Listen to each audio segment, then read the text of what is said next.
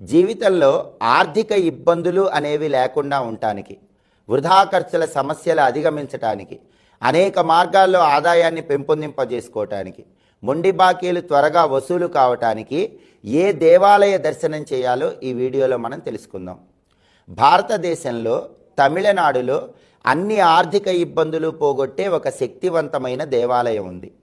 తమిళనాడులో కుంభకోణం నుంచి 8 కిలోమీటర్ల దూరంలో అలగపుత్తూర్ అనే ఒక ఊరుంది. ఆ అలగపుత్తూర్ అనే ఊరిలో పడికాసునాథర్ అనే పేరు కలిగినటువంటి ఆలయం ఉంది.